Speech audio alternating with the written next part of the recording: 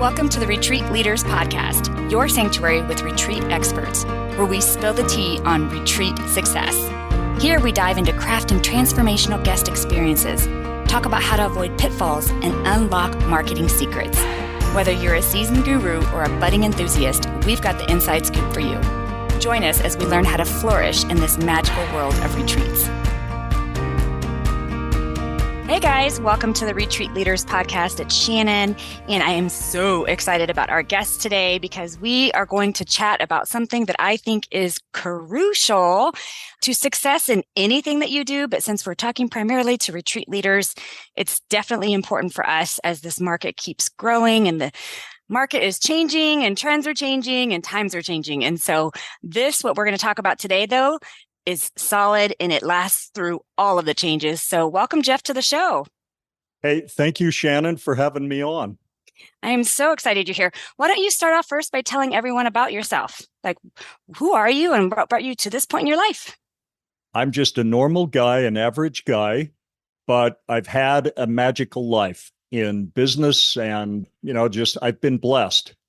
Now, it's not because I'm smart. I came across something about 30 years ago that changed everything for me.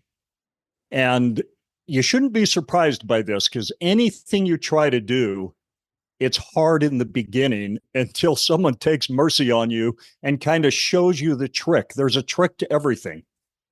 And somebody took mercy on me at the age of 33 and shared something with me that has made my life a lot easier and a lot more successful ever since. So, hey, without that, I wouldn't have one thing of value to share with your audience, but that's what I'm going to share with whoever's listening today. Okay, now you have to tell us what this is, because I'm super intrigued. Well, I came across this trick, if you will, because I did something that I knew was wrong.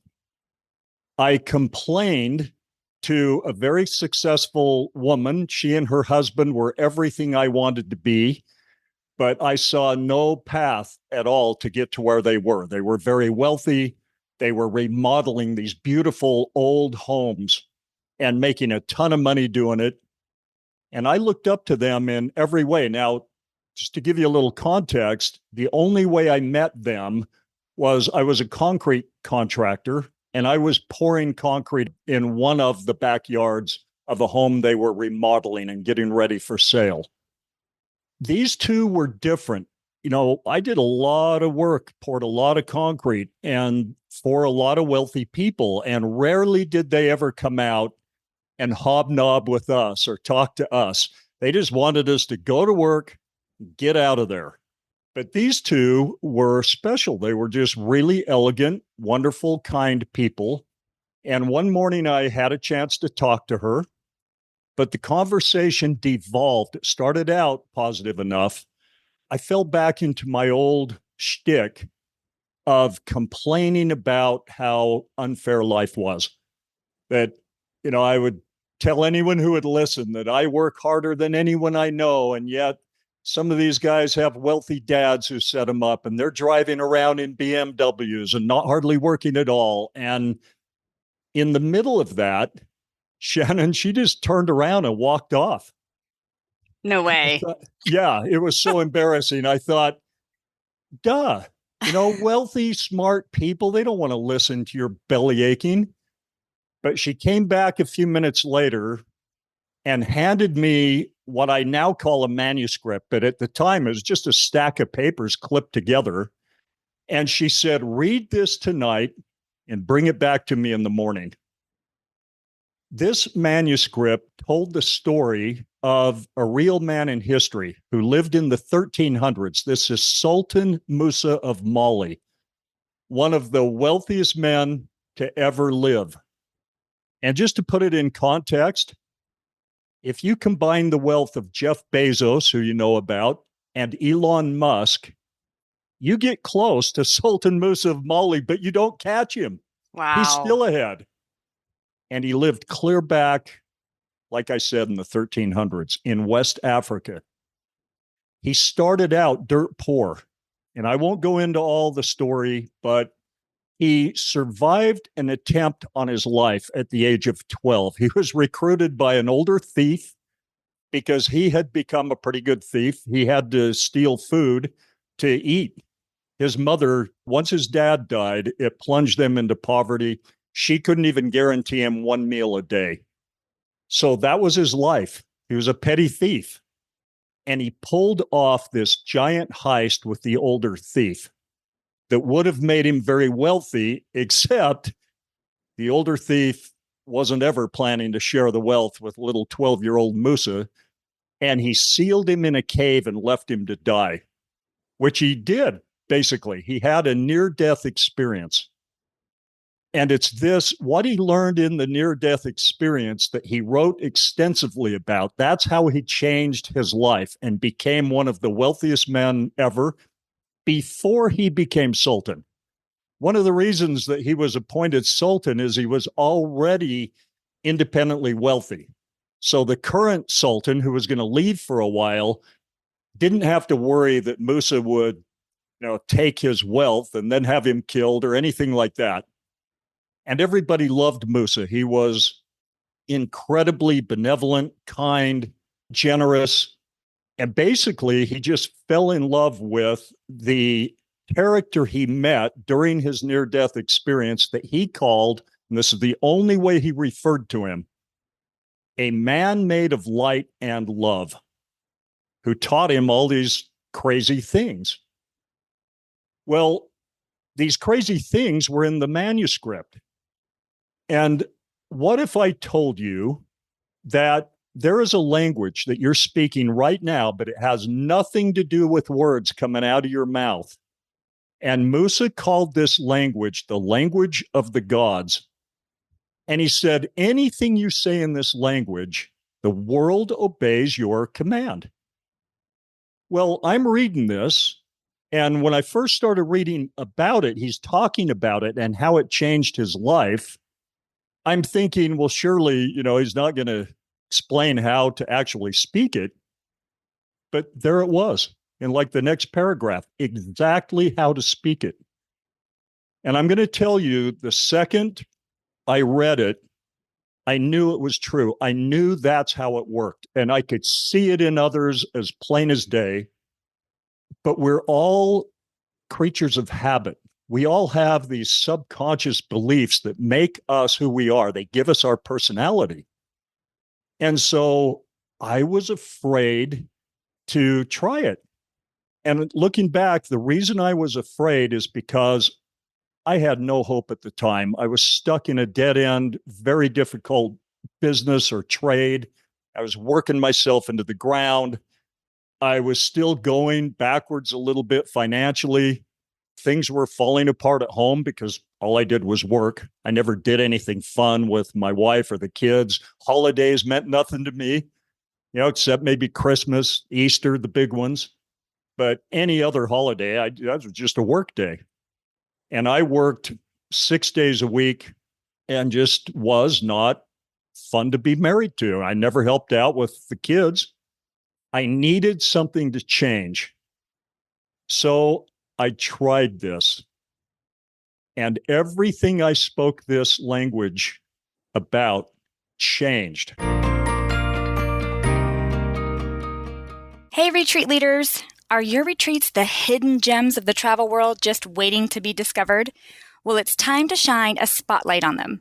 Introducing the ultimate guide you've been waiting for, our free guide, Top 11 Tips for Building an Email List for you, the retreat leaders. Imagine an email list packed with eager attendees, hanging on to your every word and ready to book at the click of a button. We share the blueprint to creating a list that sells.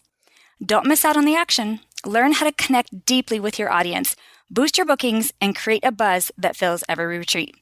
Whether you're a seasoned pro or just starting out, these 11 tips are your secret weapon to success.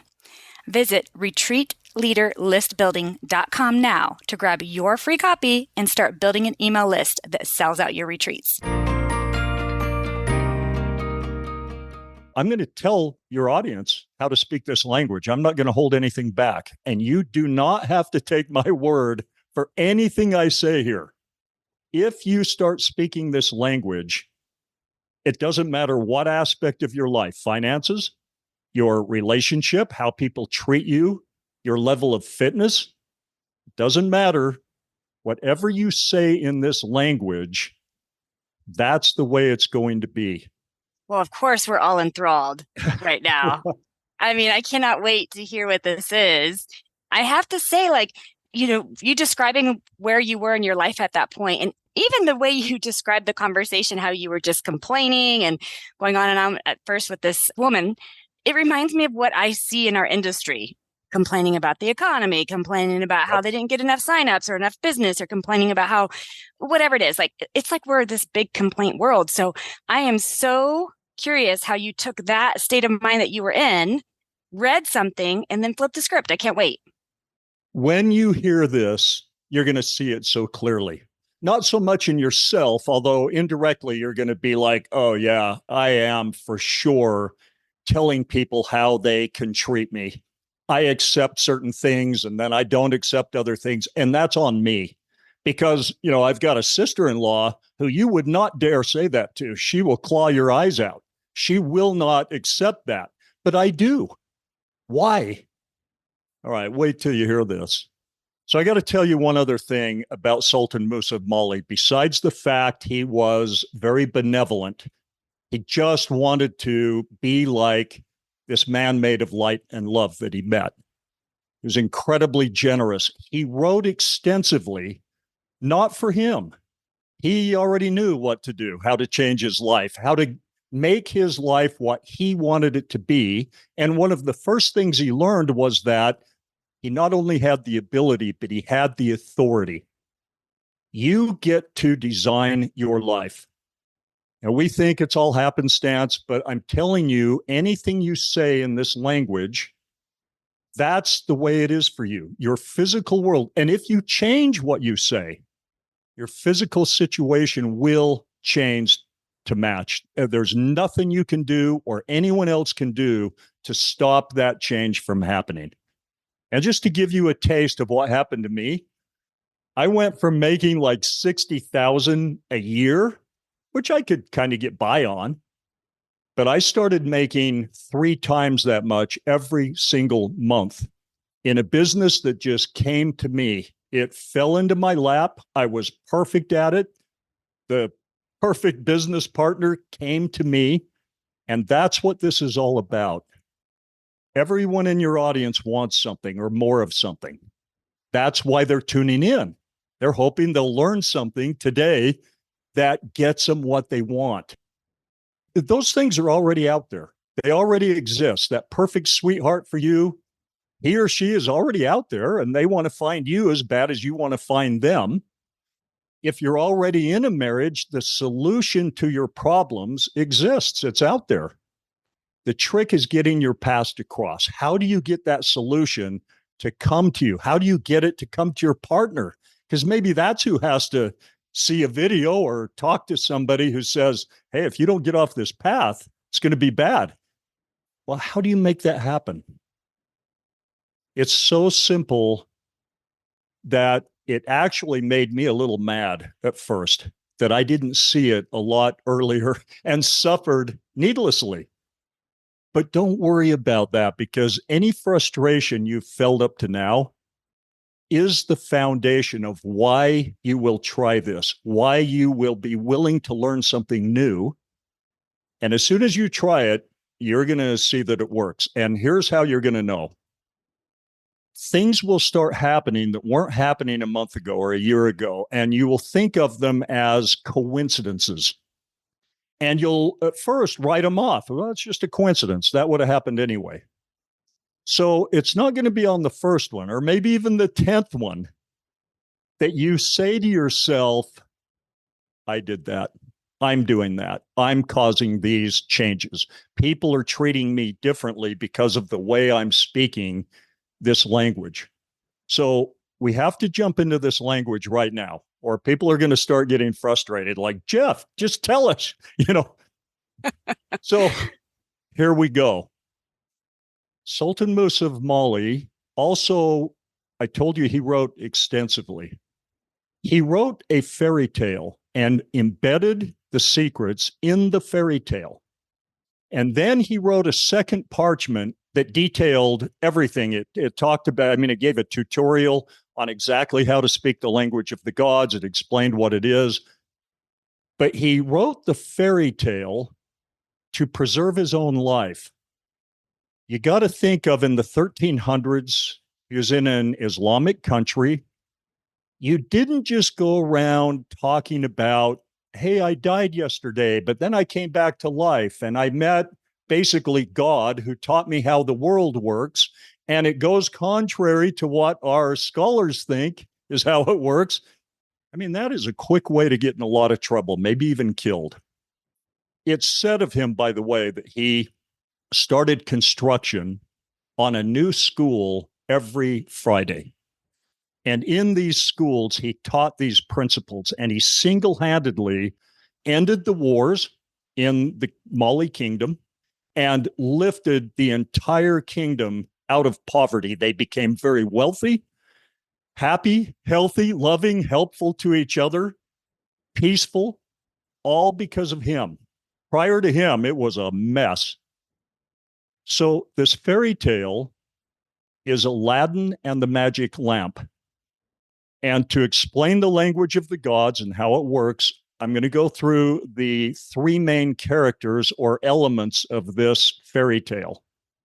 Now, Antoine Galland was absolutely honest about the fact that he did not write Aladdin and the Magic Lamp. He just translated it from ancient Arabic texts written by Sultan Musa of Mali. So let's start with the first element. You have Aladdin, the main character. Aladdin represents you and me. It's that part of you that you think of as you. It's the conscious mind. Okay, then you have this all-powerful genie who can get you anything you want if you know how to summon it, how to talk to it, how to command it. And it only says two things. The first is a question. What is wanted? What do you want? Then you tell it in this language, and it says, your wish is my command. And it goes and does it.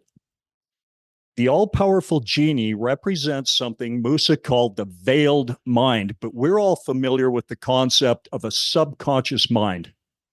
And we basically know the subconscious mind is the mechanism that really runs our lives. It feeds us our thoughts and our fears and our feelings, and we act on those. And it keeps our life congruent with the role it believes we're playing. And I'll come back to that in a minute. But let's move to the best element of the story, right? This is the magic lamp that changes everything for little Aladdin. It changed everything for Musa, and it changed everything for me. The magic lamp represents this language of the gods, but what it really represents is a piece of knowledge, some understanding about how it all works and how you can seize control of the communication that's always taking place between the conscious and subconscious minds. Because it's the conscious mind that is in charge. The conscious mind has the authority to tell the genie how to set the stage of your life. The problem is you've been trained through the years, watching your parents, watching Aunt and Uncle, June and Jill and Jim, to believe that you deserve to be treated a certain way, either good or bad, or that you deserve a certain amount of money, or that you're the type of person who can make money or can't. And you believe it. You're dedicated to this role, but you can change it in an instant. Hey, it's Shannon here. I'm just popping in really quickly to ask a big favor. Would you pause the show and go review it for us? Please. Reviews really help us to be able to get more guests and more experts on the show to help you transform your retreats. So if you wouldn't mind pausing and leaving us a review, that would mean everything. And if you're not already subscribed, do that too. The language of the gods is feelings. It's not words, it's not thoughts. Thoughts indirectly influence it, but it's feelings. Don't skip over this because there's been a lot of stuff out there lately, especially where people talk about feelings. You got to get in the feeling place of the thing you want. And while that's true, they leave off really how you do it. So here's the point. You've heard the saying, if you think you can or you think you can't, you're right. But it's more accurate to say that if you feel on a deep core subconscious level that you can, or you feel you can't, you are absolutely right. That's the way it's going to be. So, how do you change your feelings? Let's say here's a great way to know how you feel on a core level. When you wake up tomorrow morning, you're going to instantly and habitually start thinking about your life. Might be money, might be the first thing you think about, your job, whether you like it or hate it, how your relationship is, whether you feel loved on your terms or not, and you're just putting up with whatever. You're going to realize that every morning the same thoughts come to you and the same feelings associated with those thoughts and images. And a lot of your life is wonderful, but there are some things that you'd like to change, right? How do you do it? Well, you change the way you feel. So if right now you wake up and you think, oh, I am so afraid of money, or I'm afraid of the future, I'm afraid of my future with the company, I don't know if I'm going to have a job in a year, and you feel afraid, write that down. Now, what you're going to do, that is the language of the gods. Whatever you say in this language, remember, it's the way it's going to be. And I know you're thinking, well, wait a minute, it's the other way around. You know, if my spouse doesn't treat me right and she's cold to me and aloof and I can't seem to connect with her, that's why I feel bad about my relationship. No, it's exactly the other way around. You believe on a core level that that's what you deserve, that that's how you're supposed to be treated. Maybe because, mom treated dad that way or whatever. You believe it, you feel it, and those feelings are literal commands to the mechanism that controls your life. And it simply says, your wish is my command. And that's the way it's going to be until you change what you're saying in feelings, not words, not thoughts. And here's how you do it. If you haven't been listening yet, listen very intently right now, because this is how you can prove to yourself that this is how it works. And once you do that, you can't unsee this. You have the trick. You can seize control of any aspect of your life. Every one of us was born with the innate ability to imagine and pretend. It's how you've learned everything. And I'll throw in imitate, because part of that is seeing others and discerning, oh, I like that, or I don't like that, or I want to be treated like that, or whatever it is, or I want to have that kind of a career. Then you imitate, and you did this as a school kid. You'd go to school, dress the way mom thought you'd look cute, but then you get to school and find out, oh, crap. The popular kids aren't wearing these slacks. They're all wearing jeans and, tennis shoes. And I got some hard Sunday shoes on. What happens, man? You go home immediately. Mom, I don't want to wear these stupid shoes. I need some kicks, and you get her to dress you right. You go to school looking better. Why? Well, just because the kids you admire are doing that and you want to imitate them and be like them. And I won't spend much time on this, but you do it all the way through. I mean, as you get older and you go into the workforce and you're at the job, you want to fit in. And so you do, and you're very good at this, by the way. You adapt so that you can fit into the crowd you want to fit in with. And then you start dating, and oh my gosh, you change so that you'll be attractive to the kind of mate that you want. And you do this throughout your whole life. So you're good at this. You're also good at pretending. You were born pro. So as a kid, you could get lost in a make-believe world and all the other kids would join in. If you said, hey, I'm a princess and, this fallen log is my white horse that I ride around on. Well, the other kids didn't say, hey, are you crazy? That's not a horse. It's a log. What are you doing? No, they all fell in line. They all started making their own declarations. Okay, well, then I'm the prince and I own this territory. And you'd play for hours doing that. But as soon as you got to school, sometimes even sooner, you were taught to quit doing it. But let me ask you a question. Why did you do that as a kid? Shannon, why did you pretend and get lost in a pretend make-believe world? Can you think of one reason why you did that? It felt good. It was fun. It was fun and it felt great. Yeah. Many of your subconscious core beliefs were set during those hours of childhood play. Now, you quit doing that because when you went to school, you heard things like, Shannon, get your head out of the clouds. Quit looking out the window. You got to get with the program. Live in the real world, right?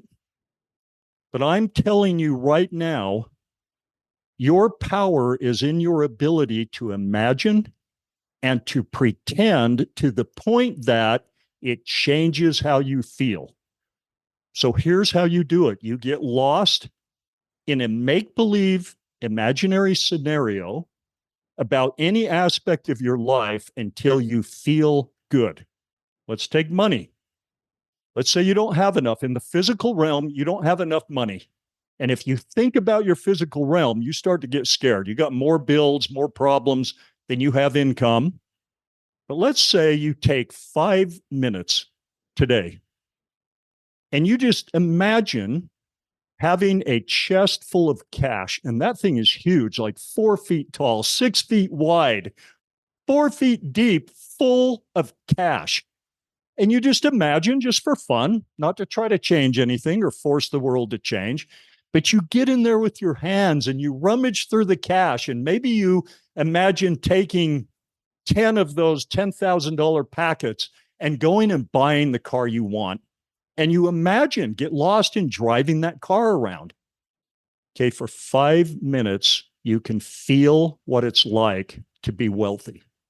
Now, I told you earlier, feelings are self-fulfilling prophecies because they're literal commands to the mechanism that has to make your life congruent with your predominant feelings.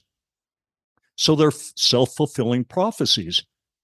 So let's say you spend 5 minutes feeling good about money, and that feels so good that you do it for 10 minutes tomorrow. And then you get to the point where you're doing it a lot, like you're lost in this daydream where you have this vision of yourself wealthy running in the back of your mind, even as you go through your mundane physical tasks at work where, you're not the boss, you're not making 200,000 a month, but you feel wealthy.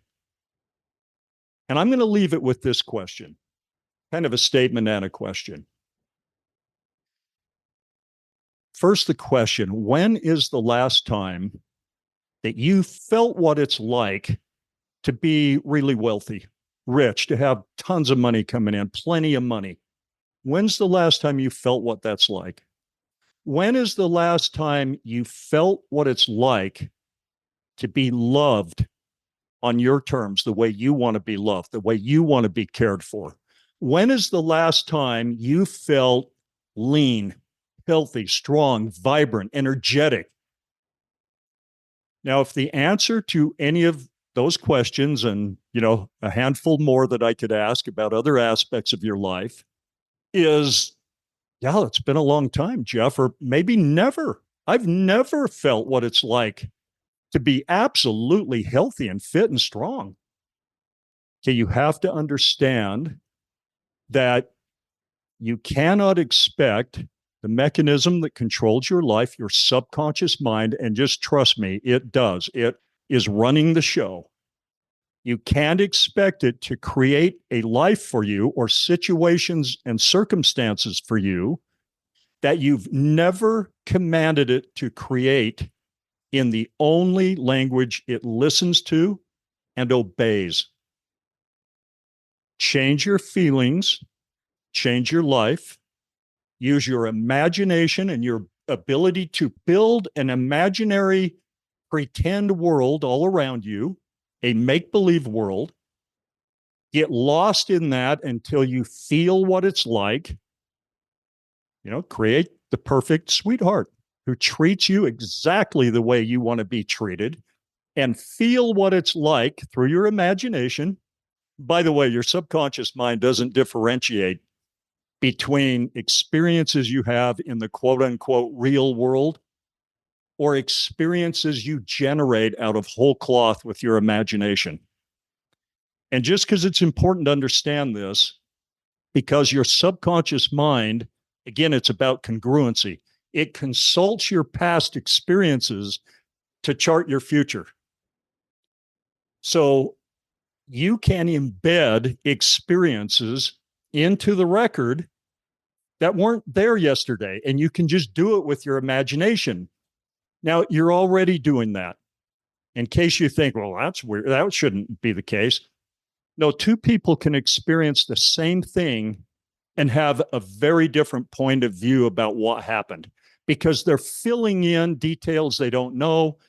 They're adding things based on their experience, and they're doing all of that. They're imagining what probably happened, what it probably means. They're giving value to it based on imagination. This resonates. Oh, go ahead. No, I was just going to say this resonates so much with the work that I do for myself when it comes, I call it mindset, but I think we're speaking the same language to a degree. About 8 years ago, just to give you a practical example, about 8 years, maybe a little longer, my husband and I wanted to move to a lake house. But we had so many obstacles in our way of selling our businesses and selling things. But I was like, you know what? We flew out to this community. We went and previewed homes. I got excited being in the homes. I wanted to feel what it would feel like to live in this lake community. And we spent almost 3 or 4 days doing this. We flew back home, and then every day I would peruse the houses. And one day I found a house. I was like, oh my gosh, I love this one. I happened to print it, put it on my vision board. A year and a half later, Jeff, that's the home we moved into. That's a miracle. That's a miracle, right? Yeah. And so I tell retreat leaders all the time, sit down and imagine your retreat full of people that you want to work with and that there's financial abundance there. But literally sit and imagine it, draw it out, print it out, stare at it, feel it. And so I resonate with this so much. It's the same thing with our retreat center that I'm here at now. This was just in my imagination. And then we built out this 46-acre retreat center all from my imagination. I literally used to sit in my home office and picture myself walking these grounds, even though I didn't know it was going to be these grounds. You know what I mean? Right. So this resonates so much. Okay, you're already doing innately just because, you've learned and tried some things and realized, this is a good way to live. It's not only, it seems to be productive. It seems to produce miracles, but it's also the most fun way to live that I've ever come across. So now that you know, and by the way, I'm going to tell your audience where they can download my book, The Sultan's 7 Secrets, because I put everything in there. And you can download it absolutely free. I just want everybody to have it. And you can be speaking the language of the gods in a very effective way tonight, all day tomorrow. And I promise you, if you do, your circumstances will change. You change the way you feel, your life is going to change. The physical will catch up to what I call your psyche, but it's what's going on in your heart and in your head, that movie that's running in the back of your mind. You've set new subconscious beliefs when you do this. And your life has to be congruent with those deep beliefs. So change those. You've just changed your life. Hey guys, I'm popping in to ask a quick question. Are you ready to elevate your marketing game and fill those retreat slots faster than ever? Of course you are. That's why you're here. And we've got the toolkit for you. Our top 5 marketing tools for retreat leaders guide. This isn't just a guide, it's your marketing guru wrapped up in one easy to follow package. Dive into the essentials of social media marketing, where we show you how to leverage those platforms to create a community buzzing with excitement for your retreats. Also, unleash the power of content marketing with strategies that educate and engage your potential guests. Plus, we'll dive into email marketing, SEO, and partnership opportunities that open new doors and bring in streams of attendees. So why wait to make your retreats the talk of the town? Download your free guide today by visiting retreatmarketingtools.com and start transforming your retreat dreams into reality. And I don't want you to take my word for this, but you're going to see the evidence pop up. And I have to tell you how you're going to notice. Again, we talked about little coincidences popping up. Okay, if you change how you feel about finances, for example, something is going to happen. Your subconscious mind is going to go find a circumstance that matches those feelings. It may not match the imagery you're using, like the pirate chest full of cash. You may never have one of those because that'd kind of be stupid, too easy to steal all your wealth, just throw that in the back of a pickup and they're gone. But if you imagine having all that wealth, you're going to feel wealthy. And then something is going to happen. Low-hanging fruit first. Grandma might swing by and just say, hey, I'm handing out, I've liquidated something and I'm handing out checks to all the kids. And here's 20 grand. Well, that wasn't happening a year ago. That didn't happen yesterday. It happened now that you're doing this. And the feelings that you will experience when grandma gives you 20 grand will match the feelings you've been producing with your imagination, if you take this seriously. And you can identify those feelings. It's like something came to me kind of effortlessly. It came to me. I didn't have to go dig it up, find it, figure it out. It just came to me. And it was easy. And it makes me feel wealthy. It makes me feel like I've got more, plenty. Those coincidences, if you keep doing this, will keep happening. They will never stop. Once you command your subconscious mind in the language of feelings that you're supposed to be wealthy, it will go find that perfect business partner that has half of a business and you've got the other half of a $20 million a year business. It will go set up the circumstances. And all you have to do is follow the new nudges it's going to start sending you. These are thoughts, notions, feelings, emotions, and you act on these anyway. So you don't have to worry, well, what if I don't follow them? No, you will, because you act on your thoughts and feelings.